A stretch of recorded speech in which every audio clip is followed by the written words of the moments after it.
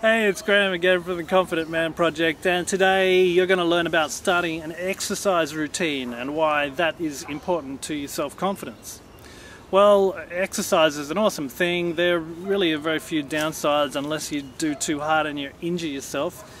But exercise is good for your physical health, it's good for your mental health, it's a massive cure for depression and anxiety, it boosts your self-confidence, it helps you build muscle tone, it generally makes you more sociable, so there's really no downside. It takes a little bit of time, but if you don't have time for exercise, then well, your priorities are a little bit screwed and you really need to get that into gear and get it fixed. So exercise is a good thing. And I'm going to suggest there are 3 ways that you can get some regular exercise, and my favorite is the first one because it's the most fun, and basically that involves joining a team so that you can play a team sport that you enjoy. Exercising by yourself is not really, not all that much fun a lot of the time unless you're a bit of a lonely person. And being in a team means that you have other team colleagues that you can play with in the game that you're playing, participate with when you practice, and just generally have a lot of fun with. There are a whole heap of team sports out there. There's football, there's basketball, there's volleyball, which was my favorite, there's baseball, there's just cricket, stacks of them. And any of these will get you physically engaged and mentally engaged with a whole bunch of people as you play against another team. Remember, the point is not to take the whole team competition thing too seriously, but just to have a bit of fun and get some exercise while you're doing it. Now, if you don't want to join a team and you'd rather go to the gym, you can do that, but staying motivated is the problem, and gym owners make a fortune by getting vulnerable people to sign up for 12-month contracts and then only show up for the first few weeks, because it's kind of hard to lose motivation when you're training and working out. It's hard to maintain motivation when you're training and working out by yourself. So what you want to do is either get yourself a gym buddy if you've got a friend that's also wanting to get into shape, or you can find a personal trainer. Personal trainer is a good idea because they can teach you how to use all those funky machines in the gym that you would otherwise probably have to just pretend that you knew how to use, and how to lift the weights so that you don't injure yourself.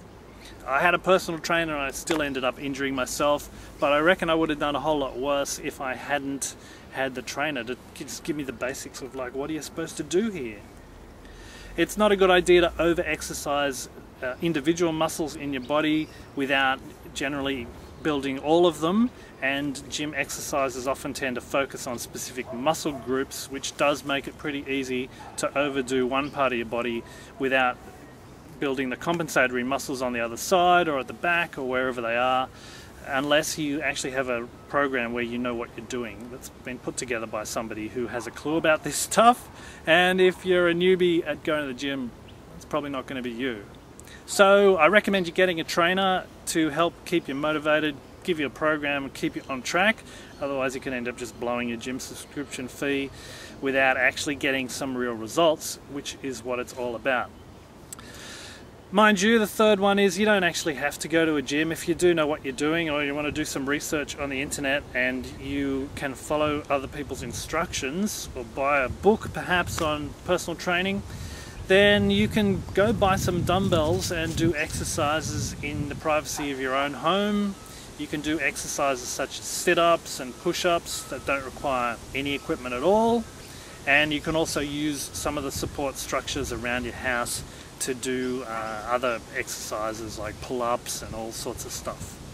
So I'm not an expert on this, but I do recommend that you become one so that you can get the exercise that you need. As I said, I reckon a team sport is by far the most fun, easiest way to go, because you don't actually feel like it's hard work. It feels like good fun, and exercise is definitely something that in our culture we don't get enough of. So hey, yeah, I recommend get out there this week, find a team that you can join or a gym that you can join up to with a trainer that you like, and start getting into shape, and notice how much it builds your self-confidence.